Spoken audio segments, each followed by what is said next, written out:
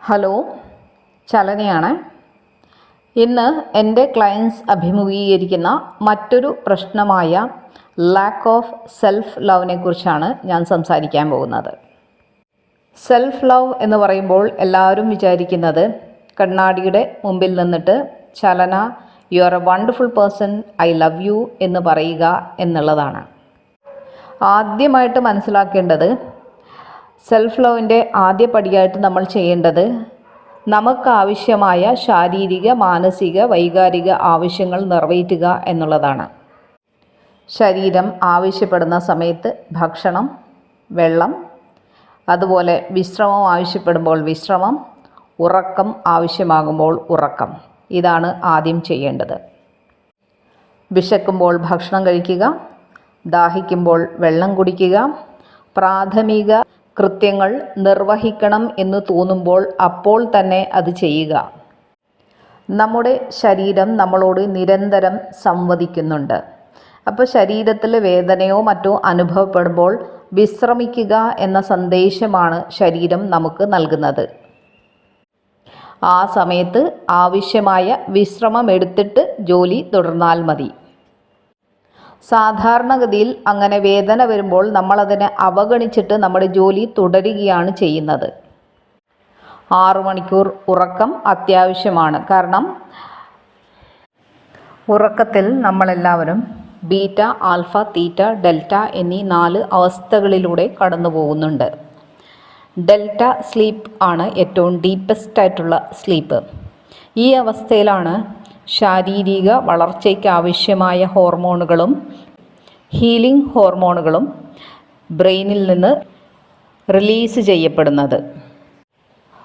അതുകൊണ്ട് തന്നെ 6 മണിക്കൂർ ഉറങ്ങാത്ത ഒരാൾക്ക് ആവശ്യത്തിന് ഡെൽറ്റ സ്ലീപ്പ് ലഭിക്കണം എന്നില്ല.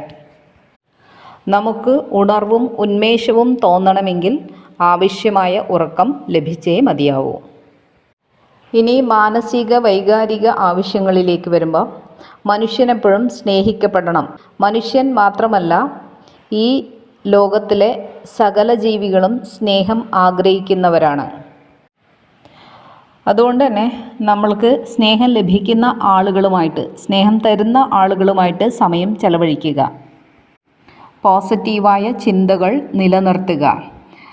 സ്വാഭാവികമായും മോശമായ അവസ്ഥയിലൂടെ കടന്നു പോകുമ്പോൾ നമ്മളെല്ലാവരും നെഗറ്റീവ് തോട്ട്സിലേക്ക് പോകാറുണ്ട്. പെട്ടെന്ന് തന്നെ അതിനെ തിരിച്ചറിഞ്ഞ് നമ്മുടെ ചിന്ത മാറ്റുക എന്നുള്ളത് വളരെ അത്യാവശ്യമാണ്. അതിനാണ് നമ്മൾ അഫർമേഷൻസ്, സ്വിച്ച് വേർഡ്സ് തുടങ്ങിയവ പഠിച്ചു വച്ചിരിക്കുന്നത്. നല്ല പുസ്തകങ്ങൾ, വളർത്തുന്ന ബന്ധങ്ങൾ തുടങ്ങി നമുക്ക് ഊർജം നൽകുന്ന എല്ലാത്തിനെയും ഇവിടെ ആശ്രയിക്കാവുന്നതാണ്. ടോക്സിക് ആയിട്ടുള്ള റിലേഷൻഷിപ്പ് ഉണ്ടെങ്കിൽ, അതായത് നമ്മുടെ എനർജിയും മനസ്സമാധാനവും പണവും നമ്മളിൽ നിന്ന് സക്ക് ചെയ്ത് തീർക്കുന്ന അല്ലെങ്കിൽ വലിച്ചെടുക്കുന്ന ആളുകളുണ്ടെങ്കിൽ, അതാരൊക്കെ ആയിരുന്നാലും അത് കട്ട് ചെയ്യേണ്ടതാണ്. നമ്മുടെ ആത്മാവിന് വേണ്ടി നമ്മൾ ചെയ്യേണ്ട ഒരു പ്രധാനപ്പെട്ട കാര്യമാണ് ഫൊർഗീവ്നെസ് പ്രാക്ടീസ്. ഈ ഭൂമിയിൽ ജനിച്ച നമ്മളൊക്കെ ഒരു ചെറിയ കാലഘട്ടത്തിന് ശേഷം ഇവിടം വിട്ട് പോകേണ്ടവരാണ്. നമുക്കിഷ്ടമില്ലാത്ത രീതിയിൽ ആളുകൾ നമ്മളോട് പെരുമാറുന്നുണ്ടാകാം.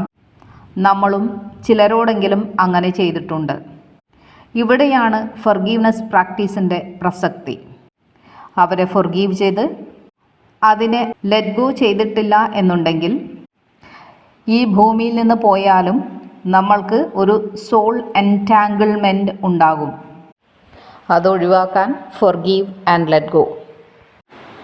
അവനവനെ സ്നേഹിക്കുന്നവർക്ക് മാത്രമേ മറ്റുള്ളവരുടെ സ്നേഹത്തിന് അർഹതയുള്ളൂ, അല്ലെങ്കിൽ മറ്റുള്ളവർ നമ്മെ സ്നേഹിക്കുകയുള്ളൂ. അതുകൊണ്ട് നമുക്ക് നമ്മെ തന്നെ ആദ്യം സ്നേഹിക്കാം. വീഡിയോ ഇഷ്ടമായാൽ ലൈക്ക് ചെയ്യുക, ഷെയർ ചെയ്യുക, സബ്സ്ക്രൈബ് ചെയ്യുക. ഇത്രയും കേട്ടിട്ടും നിങ്ങൾക്ക് സെൽഫ് ലവ് ചെയ്യാൻ പറ്റുന്നില്ല എന്നുണ്ടെങ്കിൽ എന്നെ കോൺടാക്റ്റ് ചെയ്യുക.